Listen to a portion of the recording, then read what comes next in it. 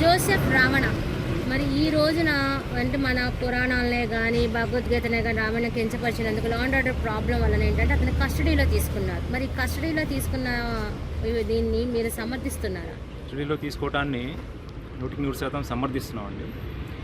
ఎందుకంటే ఇది ఒక ఉగ్రవాద చర్యగా కూడా దీన్ని పరిగణించారు. ఎందుకు అంటే భారతదేశం మన దేశంలో హిందూ ధర్మాన్ని, హిందూ మెజారిటీగా ఉన్న ఈ దేశంలో మన పురాణాలని అసభ్య పదజాలంతో, బూతు మాటలతో హిందువుల్ని అవమానించడం కాదా?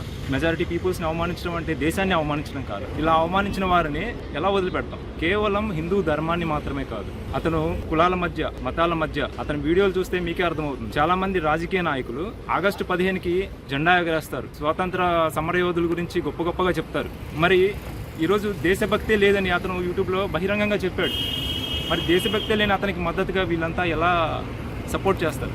ఒక దేశభక్తి లేని వ్యక్తికి ఆగస్టు 15 ఒక్కరోజు దేశభక్తి గురించి మాట్లాడే రాజకీయ నాయకులు, అంటే అన్ని రాజకీయ పార్టీలు కాదు, కొన్ని రాజకీయ పార్టీలు సపోర్ట్ చేస్తున్నాయి. అలా సపోర్ట్ చేసే వాళ్ళకి నేను చెప్తున్నాను, ఒక్కరోజు భారత్ మాతాకి జై అని చెప్పి మిగిలిన రోజులు ఇలాంటి దేశద్రోహులకి సపోర్ట్ చేస్తే మీరు దేశభక్త, మీరు ఎలా సపోర్ట్ చేస్తారు? అలాంటి వ్యక్తిని బయటికి పంపిస్తే సమాజంలో అతనికి సపోర్ట్ చేసే దుష్టశక్తులు చాలా ఉన్నాయి. కాబట్టి అతన్ని బయటికి ఎలా పంపిస్తారు? పూర్తి ఆధారాలతో ప్రభుత్వం అతనిపై చర్యలు తీసుకుంటే సమాజంలో కూడా ఇలాంటి అసమానతలు తొలగిపోతాయని చెప్పి నేను భావిస్తున్నాను. ఖచ్చితంగా రాజకీయ నాయకులు ఇన్వాల్వ్ అవుతారు. కొంతమంది దాన్ని వాళ్ళ స్వార్థం కోసం ఉపయోగించుకుంటున్నారు, కొంతమంది నిస్వార్థంగా దాన్ని ప్రశ్నిస్తున్నారు. సమర్థిస్తున్నామమ్మా, చాలా తప్పది. పబ్లిక్లో బాగా మతాన్ని చూసుకొని ఆయన ఇది చేస్తున్నాడు. దాన్ని బట్టి ప్రజల్లో కూడా అవగాహన వచ్చి ప్రజల్లో కూడా తిరుగుబాటు వస్తుంది రావణ మీద. అలా తప్పు, ఒకళ్ళ మీద కించపరిచే మాటలు మాట్లాడకూడదు. రాజకీయంగా కూడా ఉంటే మామూలు మాట్లాడాలి, కానీ ఇలాంటి మత విద్వేషాలు రెచ్చగొట్టే విధంగా చేయకూడదు. ఎవరు ఏ రాజకీయవేత్త కూడా చేయకూడదు. తప్పు చేశాడు కాబట్టి లోపలేసి వాళ్ళ డిపార్ట్మెంట్ పరంగా చేసుకుంటారు. వాళ్ళు ఎలా వదులుతారు? అన్ని మాట్లాడిన తర్వాత తప్పు కదండి. అవన్నీ కోర్టు ద్వారా తీసుకొని బయటికి రావాలి. ఆయన ఎప్పుడైనా కూడా అన్ని నిజ నిరూపణ చేసుకొని రావాలి. ఆయన దాని పక్షంలో లోపలే ఉంటాడు. నేను ముందుగా ఈ అలియాస్ జోసెఫ్ రావణ్ అనే వ్యక్తిని ప్రత్యేకంగా ఎవరైతే అరెస్ట్ చేసారో వాళ్ళందరికీ నేను అభినందనలు, కృతజ్ఞతలు తెలియజేస్తున్నాను. ఎందుకంటే ఖచ్చితంగా చేయాలి. ఇప్పుడు కొన్ని కోట్ల ధర్మాన్ని, కోట్ల మంది నమ్ముకున్న ధర్మాన్ని అతను వాళ్ళ యొక్క మనోభావాల్ని కూడా దెబ్బతీస్తూ చాలా మాట్లాడుతున్నాడు. అతననే కాదు, ఎవరైతే మాట్లాడుతున్నారో ఇది చాలా వేల మంది నమ్మకాలు. మన ధర్మాలు, మనం దేనైతే నమ్ముకొని మన భారతదేశం ఉందో ఆ ధర్మాన్ని గురించి మాట్లాడటం, మన రామాయణం గురించి మాట్లాడటం, మన దేవుళ్ళ గురించి మాట్లాడటం అనేది చాలా తప్పు. చాలా మందిని కించపరుస్తున్నట్టు. అంటే నేను ఇది ఒక మతాన్నో ఒక కులాన్నో నేను దాని గురించి నేను తెలియజేయట్లేదు. ఎవరైతే ధర్మాన్ని నమ్ముకుంటారో ఆ ధర్మం గురించి కించపరుస్తున్నాడు కాబట్టి మనోభావాలు అనేది దెబ్బతింటాయి. దీని గురించి ఖచ్చితంగా కఠిన చర్యలు తీసుకోవాలి. ఎవరైతే ఉన్నారో అతను ఒక్కడే కాదు, చాలామంది ఉన్నారు, అందరి మీద కఠిన చర్యలు ఖచ్చితంగా తీసుకోవాలి.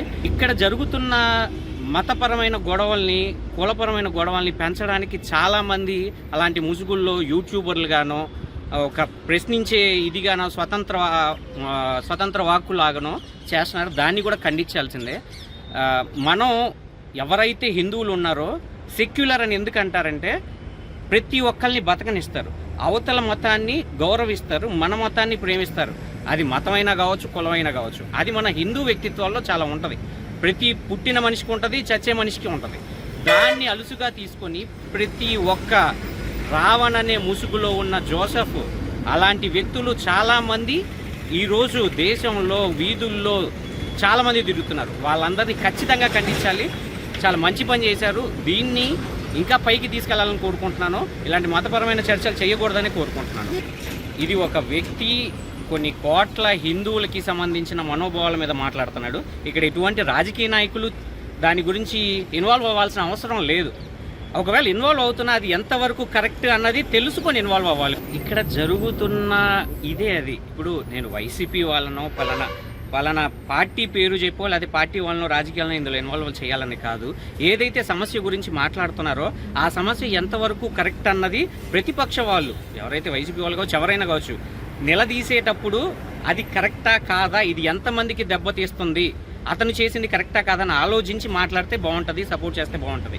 అది నాని గారు కావచ్చు, రాంబాబు గారు కావచ్చు, ఎవరైనా కావచ్చు. ఇది దయచేసి అందరికీ చెప్పేది ఏంటంటే ఇది ఒక మతపరమైన చిన్న సెన్సిటివ్ విషయం. ఆ సెన్సిటివ్ విషయాన్ని ఎంతవరకు తగ్గించుకుంటే మంచిది అంతవరకు తగ్గించుకుంటే అది అతను ఖచ్చితంగా మారి బయటకు వస్తే మంచిది. ఎందుకంటే అతను బయటకు వస్తే ఇంకో రకమైన ప్రమాదాలు జరిగే అవకాశాలు కూడా ఉంటాయి. ఎందుకంటే చాలా బాధపడ్డోళ్ళు ఉంటారు, దాన్ని చాలా ఘోరంగా తీసుకునే వాళ్ళు ఉంటారు. వాళ్ళు ఏదైనా రియాక్ట్ అవుతారన్న విషయం పక్కన పెడితే అతను కూడా మారాలి. ప్రశ్నించే ముందు ఎలాంటివి ప్రశ్నించాలి? డెవలప్మెంట్ని ప్రశ్నించాలి, సొసైటీలో జరుగుతున్న అక్రమాలు ప్రశ్నించాలి.